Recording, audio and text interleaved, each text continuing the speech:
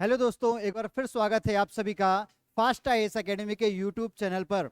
मैं हूं सुलभ और मेरे साथ आप लोग पढ़ रहे थे मध्य प्रदेश की जनजातियां, जो फास्ट आईएएस एकेडमी के द्वारा यूट्यूब पर आपको 1000 क्वेश्चंस की जो सीरीज चलाई जा रही है एमपीपीएससी प्रीलिम्स के लिए, जो हमारा टारगेट है 23 जून 2024। तो उसी की ट्राइब्स की ऑब्जेक्टिव सीरीज में ये हमारी दूसरी क्लास है। तो आज चलिए शुरू करते हैं आज की इस सीरीज को। हमारा जो फर्स्ट क्वेश्चन है आज का, या लास्ट वीडियो में हमने 25 क्वेश्चंस कवर किए थे, 26 क्वेश्चन जो है वो है क्या, 1857 क्रांति में ठाकुर प्रसाद का क्षेत्र कौन सा है? ठाकुर प्रसाद, ऑप्शन है रीवा, रामनगर, राघवगढ़ और जबलपुर। रीवा, रामनगर, राघवगढ़ और जबलपुर। तो दोस्तों ठाकुर प्रसाद ये एक्चुअली कौन है? ठाकुर सरजू प्रसाद, ठाकुर सरजू प्रसाद। और इनका संबंध था राघवगढ़ से। कहां से? राघवगढ़ से। और आप एक और व्यक्ति का नाम पढ़ते हैं, वो है कौन? रीवा से ठाकुर रणमत सिंह। कौन? ठाकुर रणमत सिंह। ठाकुर सरजू प्रसाद का संबंध राघवगढ़ से है और ठाकुर रणमत सिंह का रीवा से। और जबलपुर से दो व्यक्ति थे, उनका नाम था क्या? शंकर साहे और रघुनाथ साहे। शंकर साहे और रघुनाथ साहे, इन व्यक्तियों ने जबलपुर से क्रांति को नेतृत्व प्रदान किया था। जनजातीय व्यक्ति थे। और इसके साथ आपको एक महिला का भी नाम याद रखना है। उसका नाम क्या है? रानी फूल कुंवर। रानी फूल कुंवर, यह नाम आपको याद रखने हैं। किसने कहां से क्या किया था? 1857 क्रांति में नेतृत्व किया था। इसके अलावा और भी आपको कुछ जनजातीय व्यक्तित्व याद रखने हैं 1857 क्रांति से जो जुड़े हुए हैं। वो है कौन भाई? भीमा नायक जी, भीमा नायक और टांट्या भील, टांट्या भील, खाज्या नायक, खाज्या नायक। जो खाज्या नायक हैं, इनका बलिदान दिवस कब है? 11 अप्रैल। 11 अप्रैल। जो टांट्या भील हैं, इनका है 4 दिसंबर। 4 दिसंबर। टांट्या भील से संबंधित हमने कल एक योजना की चर्चा की थी, टांट्या मामा स्वरोजगार योजना। जनजातीय युवाओं को स्वरोजगार से संबंधित है। भगवान बिरसा मुंडा की योजना के बारे में भी हमने पढ़ा। इसके अलावा याद रखें, पाताल पानी रेलवे स्टेशन का नाम टांट्या भील रेलवे स्टेशन किया गया। इंदौर में भंवरकुआं चौराहे का नाम भी टांट्या भील चौराहा किया गया। साथ ही साथ यहाँ पर टांट्या भील की एक प्रतिमा भी स्थापित की गई है इंदौर के भंवरकुआं चौराहे पर, जिसका वर्तमान नाम क्या है? टांट्या भील चौराहा। चलिए अगले क्वेश्चन की बात करते हैं। ठाकुर सरजू प्रसाद कहां से? तो राघवगढ़ कटनी से थे। फिर नेक्स्ट, माखनलाल किस स्वतंत्रता आंदोलन से संबंधित है? माखनलाल मतलब माखनलाल चतुर्वेदी।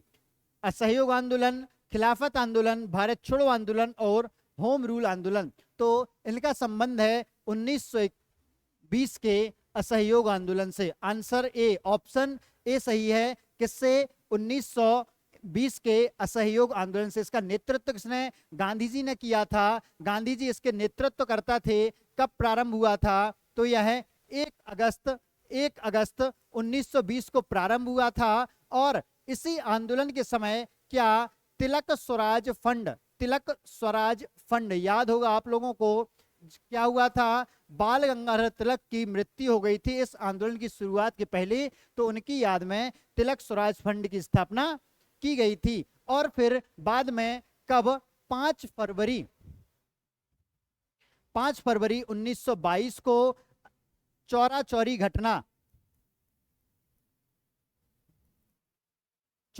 घटना के कारण इस आंदोलन को स्थगित कर दिया गया था। किसको? असहयोग आंदोलन को। चलिए बात करते हैं नेक्स्ट क्वेश्चन की। भीलों का गांधी किसे कहा जाता है? किसका? भीलों का गांधी किसे कहा जाता है? ऑप्शंस हैं अनुज कुमार, भीमा नायक, बालेश्वर दयाल और खाज्या नायक। तो भीलों से संबंधित खाज्या नायक भी हैं, भीमा नायक भी हैं, बालेश्वर दयाल भी हैं। ये तीनों भील जनजाति से संबंधित हैं। तो भीलों के गांधी कहलाते हैं बालेश्वर दयाल। कौन? बालेश्वर दयाल। इन्हें मामा भी कहा जाता था, मामा बालेश्वर। इन्हें लोग प्यार से मामा बालेश्वर कहते थे। भीलों में मामा को एक सम्मानीय शब्द कहा जाता है। अब अगर हम बालेश्वर दयाल की बात करें, इन्हें भीलों का गांधी क्यों कहा जाता है, तो इसका प्रमुख कारण है इन्होंने क्या किया? शराबबंदी के लिए कार्य किए हैं। शराबबंदी के लिए इन्होंने कार्य किए हैं। इसके अलावा जो जनजाति में अंधविश्वास की जो प्रथाएं हैं, अंधविश्वास दूर करने के प्रयास किए हैं, अंधविश्वास, और साथ ही साथ बहुविवाह, जो बहुपत्नी विवाह चलता था उसके विरोध में भी इन्होंने प्रयास किए हैं, कार्य किए हैं। इसलिए बालेश्वर दयाल को भीलों का गांधी कहा जाता है। इन्हें प्यार से लोग मामा कहते थे, बालेश्वर मामा। नेक्स्ट क्वेश्चन, रजनी व्याम। रजनी व्याम एक शख्सियत हैं, इनका संबंध किस चित्रकला से है? तो ऑप्शंस हैं पिथौरा चित्रकला, बैगा चित्रकला, सहरिया चित्रकला और गोंड चित्रकला। कौन? रजनी व्याम का संबंध किस चित्रकला से है? तो इसका आपका आंसर है डी, गोंड चित्रकला। क्या है इसका सही आंसर? डी, गोंड चित्रकला। रजनी व्याम का संबंध गोंड चित्रकला से है। अगर मैं पिथौरा भित्ति चित्र की बात करूं तो पेमा फाल्या का संबंध पिथौरा भित्ति चित्र से है। और बैगा में जोधैया बाई बैगा आपको याद होंगे। फिर कुछ और चित्रकार हैं तो आप याद कीजिए, जनगण सिंह श्याम, जनगणमन सिंह श्याम, जनगण सिंह श्याम, ये भी चित्रकार हैं। और इसके अलावा आपको जनजातीय व्यक्तित्व याद करने हैं तो एक लहरी बाई याद कर लीजिए। लहरी बाई, इनका संबंध भी है इनसे। किससे? वह कोदो कुटकी को संरक्षण से संबंधित हैं। फिर एक और शख्सियत हैं भूरी बाई, तो ये भी चित्रकला से संबंधित हैं। नेक्स्ट, लाडोबाई।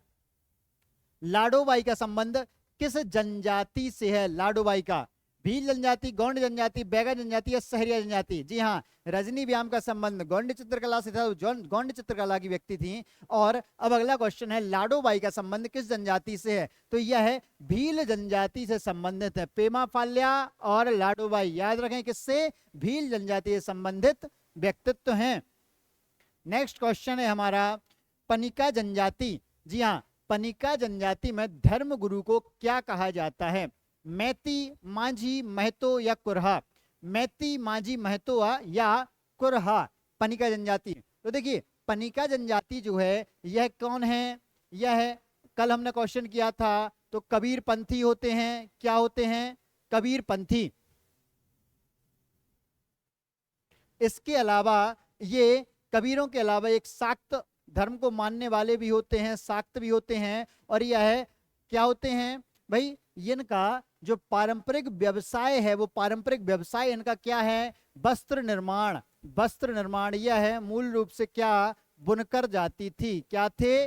बुनकर थे। यह है आपको याद रखना है, क्या थे? बुनकर थे। अब प्रश्न है कि इनके धर्म गुरु को क्या कहते हैं? तो वो आंसर है आपका ए, मैती। जो पनिका जाति का धर्म गुरु होता है वह मैती कहलाता है। कौन कहलाता है? मैती। नेक्स्ट क्वेश्चन की बात करें कि कोल जनजाति में बरुआ का संबंध किससे है? तो किसमें? पहले तो कोल जनजाति में और फिर बरुआ। तो बरुआ कौन है कोल जनजाति से संबंधित? तो जातीय पंचायत से संबंधित है कि एक धार्मिक नेता है कि विवाह संस्कार से संबंधित है, या बरुआ कोल की उपजाति है? जातीय पंचायत से, या धार्मिक नेता है, या विवाह संस्कार है बरुआ, या इनकी उपजाति है? क्या पूछी? बरुआ। जो बरुआ होता है वो क्या होता है? कोल जनजाति का धार्मिक नेता होता है। क्या होता है? कोल जनजाति का धार्मिक नेता। ऑप्शन बी आपका सही है। अब मैं बात करूं कोल जनजाति कहां पाई जाती है, तो जब आप मध्य प्रदेश का मैप ड्रॉ करेंगे तो इस मैप में आपको जगह पर ध्यान देना है। कहां आप ध्यान देंगे? इस क्षेत्र में, रीवा वाले क्षेत्र में। रीवा वाले क्षेत्र में कौन सी कोल जनजाति पाई जाती है? यह महत्वपूर्ण है। कोल जनजाति का क्षेत्र ये है, कोरकू जनजाति का क्षेत्र ये है, भील जनजाति का क्षेत्र ये है, भील। अगर मैं बात करूं यहाँ बैगा है और जो गोंड है वो नर्मदा घाटी के दोनों ओर पाई जाती है। तो इस तरीके से आप इसको कॉन्सेप्ट रखेंगे। और सहरिया जनजाति यहाँ पाई जाती है, जो सौर जनजाति है वो बुंदेलखंड क्षेत्र में पाई जाती है। बेसिक महत्वपूर्ण जनजातियां आपको याद रखनी है। तो कोल कहाँ, रीवा सीधी सिंगरौली वाले क्षेत्र में पाई जाती है। और बरुआ क्या है, इसका धार्मिक नेता होता है। बरुआ कौन होता है, कोलो का धार्मिक नेता होता है। नेक्स्ट क्वेश्चन है, मध्य प्रदेश के पचमढ़ी क्षेत्र में रहने वाली जनजाति कौन सी है? जी हाँ, पचमढ़ी। जब मैं आप लोगों को पढ़ा रहा था ये टॉपिक तो मैंने आप लोगों को बताया था कि भाई पचमढ़ी में क्या है, पहाड़ है, पेड़ हैं, तो पेड़ों पर कूदते हैं जनजाति के लोग, कूदते हैं, उचकते हैं, उछलते हैं। तो कौन उचकता उछलता है? बंदर। ऑप्शन भी देखने की जरूरत नहीं है इसके लिए आपको। तो ऑप्शन क्या है, मोबासी, रूमा, बाबरिया और बंदोरिया। तो भाई आपका आंसर क्या हो जाएगा, बंदोरिया। जो पचमढ़ी क्षेत्र में पहाड़ों पर उछलता कूदता कौन होगा, बंदर, बंदोरिया जनजाति। यह है कहाँ, पचमढ़ी क्षेत्र में पाई जाती है। अब थोड़ा फोकस कीजिए, जो पचमढ़ी क्षेत्र है वहां मुख्य रूप से कौन सी जनजाति है, हरदा, होशंगाबाद, बैतूल में कोरकू जनजाति। तो बंदोरिया जो है यह कोरकू की उप जनजाति है। किसकी, कोरकू की। और यह मोबासी, रूमा, बाबरिया, यह हमने कल एक और क्वेश्चन किया था कि निम्नलिखित में से कौन सा कोरकू जनजाति की उपजाति नहीं है? तो इसमें पटलिया हमारा आंसर था कि पटलिया भीलों की जन उपजाति है। ऐसे ही ये सभी क्या कोरकू की उपजातियां हैं, याद रखिएगा। नेक्स्ट क्वेश्चन की बात करूं कि कोरकू जनजाति का मूल निवास स्थान कौन सा है? किसका, कोरकू जनजाति का। कोरकू जनजाति जिसकी उपजातियां अभी हमने लास्ट क्वेश्चन में डिस्कस की हैं, उसी की बात चल रही है। ऑप्शंस हैं पातालकोट, भंवरगढ़, सावलीगढ़, पांढुरना और बरुआ सुरुआ। देखिए जो बरुआ है यह कोलो का धार्मिक नेता होता है, कट गया। और जो पांढुरना है यह हमारा नया जिला बना है छिंदवाड़ा से अलग होकर, तो यह नहीं है, क्योंकि कोरकू जनजाति मूल रूप से कहां पाई जाती है, हमने पढ़ा बैतूल, हरदा, होशंगाबाद के आसपास वाले क्षेत्र में है। तो इसका मुख्य क्षेत्र क्या है, भंवरगढ़, सावलीगढ़। जो पातालकोट है यह किसका, भारिया का है, यह भारिया का है, यह भंवरगढ़, सावलीगढ़ इसका आंसर होगा। और यह जो जनजाति है यह कहां, बैतूल में मुख्य रूप से, बैतूल के भैंसदेही के पास भी पाई जाती है। भैंसादेही एक जगह है, भैंसादेही या भैंसदेही, वहां भी यह पाई जाती है। कौन सी, कोरकू। बंदोरिया, बाबरिया, मवासी ये क्या है, इसकी उपजातियां हैं। नेक्स्ट क्वेश्चन की बात करें, हरदुल पूजा। हरदुल पूजा का आयोजन प्रतिवर्ष किस जनजाति के द्वारा किया जाता है? कौन सी पूजा, हरदुल पूजा का प्रतिवर्ष किसके द्वारा, विंजवार, पनिका, बंजारा या भारिया? विंजवार, पनिका, बंजारा या भारिया? तो बताइए आप लोग जल्दी से क्या होगा इसका आंसर।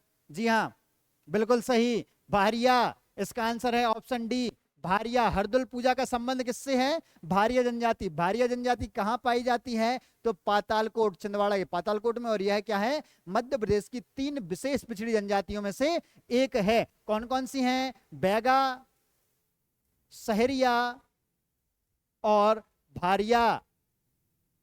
जो विशेष पिछड़ी जनजातियां हैं यह दर्जा कब प्रारंभ हुआ, 1973, याद रखिएगा 1973 के बाद से। और फिर बाद में इनका नाम भी बदला था, याद रखना है आप लोगों को। नेक्स्ट क्वेश्चन, कंवार जनजाति। कंवार जनजाति मध्य प्रदेश के किस जिले में मुख्य रूप से पाई जाती है? कंवार भाई बता चुका था भाई, ऑप्शन क्या है, छिंदवाड़ा, मंडला, शहडोल, उमरिया। छिंदवाड़ा, मंडला, शहडोल और उमरिया। तो कंवार जनजाति जो मध्य प्रदेश की सबसे छोटी जनजाति है यह कहां पाई जाती है, यह पाई जाती है शहडोल में। शहडोल में क्या होता है, कंवार हमने कैसे याद किया था, कंवारी लड़के डोलते रहते हैं, ऐसे ही याद किया था ना। हाँ, तो क्या है, कंवार जाति शहडोल में पाई जाती है और मध्य प्रदेश की क्या है, सबसे छोटी जनजाति है ये, मुख्य रूप से शहडोल सीधी इस क्षेत्र में पाई जाती है। नेक्स्ट क्वेश्चन कि भाई सहरिया जनजाति अपने आप को किस जनजाति का छोटा भाई मानती है? छोटा भाई मानती है सहरिया जनजाति। भील, गोंड, बैगा और सहरिया। क्या है ऑप्शन, भाई ऑप्शन डी तो पहले ही कट गया कि सहरिया का सहरिया छोटा भाई तो मानेंगे नहीं, तो इसका आंसर है ऑप्शन ए, भील। यह भीलों को अपना बड़ा भाई मानते हैं। और कहाँ, इनका जो निवास स्थान है वह क्या कहलाता है, सहराना। और ये जो सहरिया जनजाति है इसके लिए एक महत्वपूर्ण बिंदु जो हमने पढ़ा था, ये स्वयं को किसका, विश्वामित्र का वंशज, विश्वामित्र का वंशज मानते हैं। विश्वामित्र क्या था? प्राचीन भारत में ऋषि परंपरा में एक पद था विश्वामित्र। जैसे मनु एक पद था, 14 मनु हुए, ऐसे ही विश्वामित्र भी कई सारे हुए। तो इन विश्वामित्र का वंशज ये अपने आप को मानते हैं। और एक और क्वेश्चन इससे बनता है कि इनके पितृ पुरुष कौन थे? जो सहरिया हैं, सहरियाओं के पितृ पुरुष कौन है? तो इनके पितृ पुरुष हैं कौन? वाल्मीकि। बिल्कुल भी कंफ्यूज नहीं होना है, थोड़ा सा भी कंफ्यूज नहीं होना है। जो इस जनजाति किसकी वंशज है? तो विश्वामित्र के वंशज हैं। और पितृपुरुष कौन है? तो पितृपुरुष कौन है? वाल्मीकि हैं। यह आपको बहुत अच्छे से याद रखना है। नेक्स्ट क्वेश्चन, सीताबाड़ी, बहुत ही महत्वपूर्ण।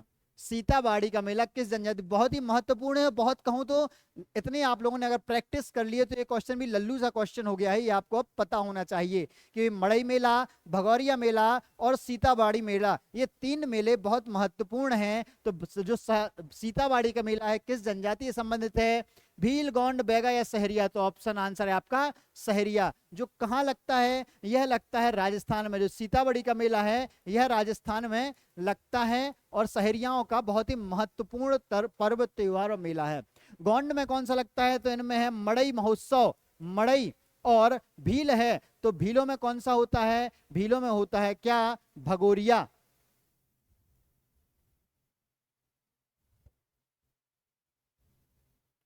भीलों में भगोरिया महत्वपूर्ण है, इतना आप याद रखें। तो सीताबड़ी का कहां? राजस्थान में सहरिया जनजाति से संबंधित है। नेक्स्ट क्वेश्चन, नांदना प्रिंट किस जनजाति से संबंधित है? कौन सा प्रिंट? नांदना प्रिंट। ऑप्शंस हैं कोरकू, भील, हलवा और बैगा। कोलकू, भील, हलवा और बैगा। तो इसका आंसर है आपका भील। भाई बता ही चुका हूं, पिथौरा भित्ति चित्र किससे संबंधित है? भीलों से। और नांदना प्रिंट भी किससे? भीलों से।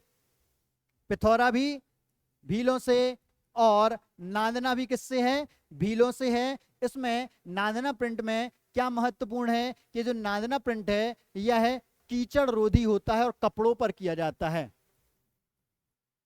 कीचड़ रोधी होता है और कहां किया जाता है? यह कपड़े पर किया जाता है। यह आपको विशेष रूप से याद रखना है। पिथौरा केवल कपड़ों पर नहीं, दीवारों पर भी कर सकते हैं।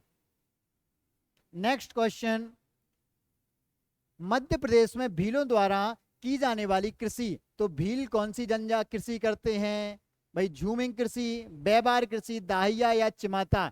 बहुत ही सरल क्वेश्चन है, बहुत ही ऐसे क्वेश्चन। भाई दोस्तों एक चीज याद रखनी है आपको, अगर ऐसे क्वेश्चन आ जाए तो ऐसे आपको एक भी क्वेश्चन गलत नहीं करना है। अगर आपने ऐसे सरल क्वेश्चन गलत किए तो आप ऑलरेडी प्रीलिम्स की फाइट से बाहर हो जाएंगे। मात्र 113 सीट है, याद रखना। अगर 113 सीट में आपको अपनी एक सीट पक्की करनी है तो इसका आंसर है क्या? भीलों की कृषि क्या है? चिमाता। भीलों की कौन सी है?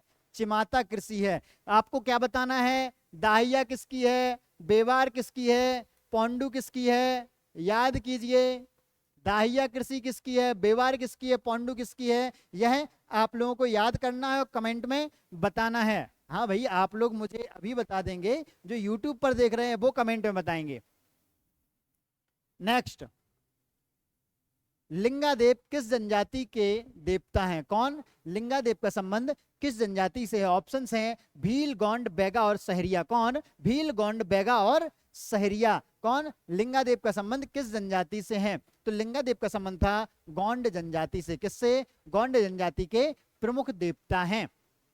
नेक्स्ट क्वेश्चन, ये सीधा सीधा फैक्ट है कि किससे थे। फिर आता है सोलाहस जनजाति का अर्थ क्या है? सोलाहस जनजाति का अर्थ, या मैं कहूं कि भाई इनका कार्य है, क्या करती है यह जनजाति? ऑप्शंस हैं नाचना गाना, पूजा पाठ, लोहे का काम या बढ़ईगिरी। तो पूजा पाठ कौन करता है? पहले तो कनेक्ट कीजिए, सोलाहस क्या है? किसकी उपजाति है? गोंडों की है।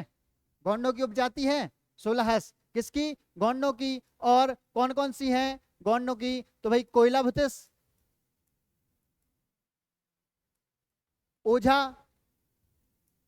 कोयला भूतिस, ओझा और क्या? अगरिया और प्रधान, ये हैं।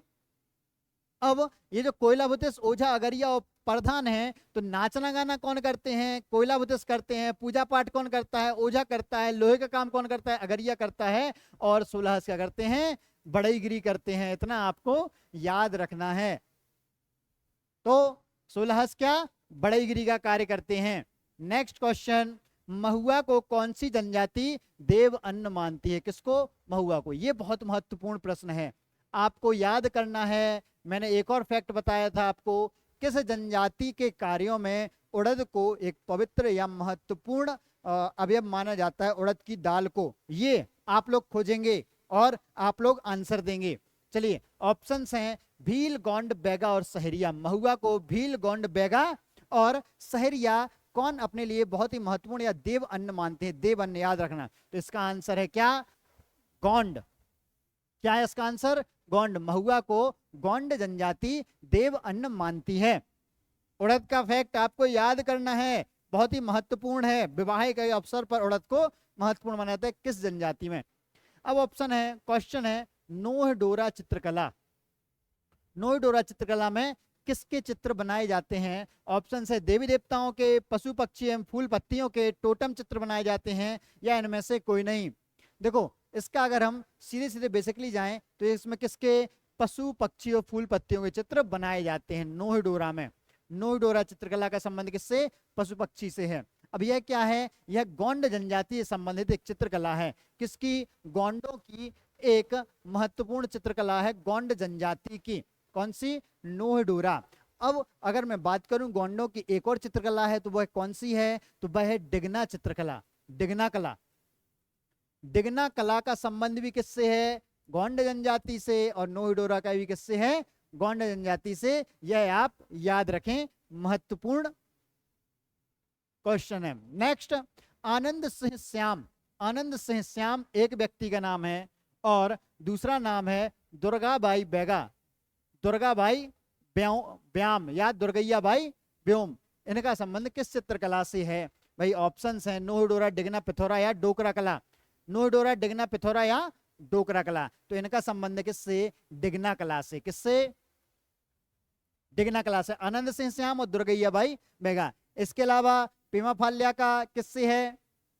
पेमा फाल्या का पिथौरा भित्ति चित्र से। जनगढ़ सिंह श्याम का गोंड चित्रकला से। यह आप याद रखें, महत्वपूर्ण व्यक्ति हैं।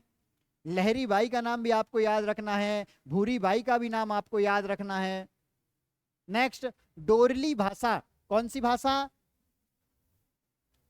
डोरली भाषा किस जनजाति की भाषा है? भील, बैगा, गोंड या कोरकू। कौन सी? डोरली भाषा भील, बैगा, गोंड या कोरकू। तो ये मध्य प्रदेश की जो सभी जिलों में पाई जाने वाली सबसे बड़ा जनजातीय समूह कौन सा है? गोंड जनजाति का। गोंड जनजाति की भाषा है क्या? डोरली। गोंड जनजाति कहाँ? नर्मदा घाटी के दोनों ओर व सतपुड़ा क्षेत्र में पाई जाती है। यह बेसिक फैक्ट आप लोगों को पता है। अभी हमने बहुत सारे क्वेश्चंस लगाए, उसमें गोंड जनजाति के क्वेश्चंस जो हैं उनकी बारंबारता हो रही है, क्योंकि इसमें बहुत सारे फैक्ट भी ऐसे हैं जो नए नए आ जाते हैं, इसलिए आपको बहुत ध्यान से पढ़ना है, कंफ्यूज नहीं होना है इसमें बिल्कुल भी। चलिए नेक्स्ट क्वेश्चन की बात करें। पाटनगढ़ गांव कौन सा? मैं बार बार पेन लेना ही भूल जाता हूं। पाटनगढ़ गांव का संबंध किस कला से है? कौन सा गांव? पाटनगढ़ गांव। ऑप्शंस हैं गुड़िया शिल्प, छींटा शिल्प, चिथौरा कला या गोंड कला। 4 ऑप्शंस हैं। सॉरी, तो पाटनगढ़ गांव का संबंध किससे है? बताओ सौरभ, क्या होगा इसका आंसर? बिल्कुल सही, गोंड चित्रकला। पाटनगढ़ गांव का संबंध किससे है? गोंड चित्रकला से यह संबंधित है। और यह कहां का गांव है? तो यह डिंडोरी जिले का। कहां का है यह? यह है डिंडोरी जिले का गांव है। कहां का? डिंडोरी जिले का यह गांव है। कौन सा? पाटनगढ़ गांव। नेक्स्ट क्वेश्चन कौन सा है? आदिवासी शब्द का प्रयोग सर्वप्रथम किसने किया था? बिल्कुल सरल क्वेश्चन। जब आप मध्य प्रदेश की जनजातियों को पढ़ना प्रारंभ करते हैं तो सबसे पहले आप यही फैक्ट पढ़ते हैं कि आदिवासी शब्द का प्रयोग सर्वप्रथम किसने किया था जनजातियों के लिए। ऑप्शंस हैं ठक्कर बापा, महात्मा गांधी, जवाहरलाल नेहरू, सरदार वल्लभ भाई पटेल। तो भाई महात्मा गांधी ने क्या कहा था? गिरिजन। क्या कहा था? गिरिजन कहा था। जवाहरलाल नेहरू ने ऐसा सच कुछ नहीं कहा। जब सरदार वल्लभ भाई पटेल ने ज्यादा कुछ नहीं कहा, आदिवासी किसने कहा? ठक्कर बापा ने। ठक्कर बापा इज द राइट आंसर। इनका पूरा नाम है AB ठक्कर, अमृतलाल विठल दास ठक्कर। ठक्कर बापा का पूरा नाम पूछा जा सकता है, अमृतलाल विठल दास ठक्कर। फिर इसके अलावा और भी कुछ महत्वपूर्ण फैक्ट हैं, जैसे भाई गिरिजन इन्होंने कहा था। फिर अगर मैं कहूं आदिवासियों के पितृपुरुष कौन कहलाते हैं, तो इन्हें आदिवासियों को पितृपुरुष भी ठक्कर बापा को कहा जाता है। फिर आदिवासियों को क्या पहाड़ी हिंदू, पहाड़ी हिंदू या पहाड़ी जनजाति या पहाड़ी जनजाति किसने कहा था? तो यह कहा था जॉर्ज ग्रियर्सन। जॉर्ज ग्रियर्सन ने क्या कहा था? पहाड़ी हिंदू कहा था। मैं बात करूं, इन्हें अनुसूचित जनजाति किसने कहा? अनुसूचित जनजाति तो किसने कहा? संविधान ने, संविधान ने। और अंग्रेजों ने क्या कहा था? अंग्रेजों ने इन्हें क्या कहा था? दलित, दलित अंडरडॉग्स, दलित कहा था अंग्रेजों ने। तो यह सारे फैक्ट्स आपको याद रखने हैं, जो कि महत्वपूर्ण हैं, आपको याद रखने के लिए बहुत ही महत्वपूर्ण है। नेक्स्ट क्वेश्चन, मुरिया और उनका घोटुल नामक, Muria and their Ghotul, Muria and their Ghotul, यह नाम आप याद रखें, यह ऑथेंटिक नाम है उनका, मुरिया और उनका घोटुल, मुरिया जनजाति जो है। यह पुस्तक किसकी है? ठक्कर बापा, बैरियर एल्विन, महात्मा गांधी और RK मुखर्जी। बिल्कुल सिंपल सा क्वेश्चन है, कई बार मैं बता चुका हूं, तो इसका आंसर है Verrier Elwin, Muria and their Ghotul. इसके अलावा इन्होंने एक और महत्वपूर्ण बुक लिखी है, क्या है? द बेगाज।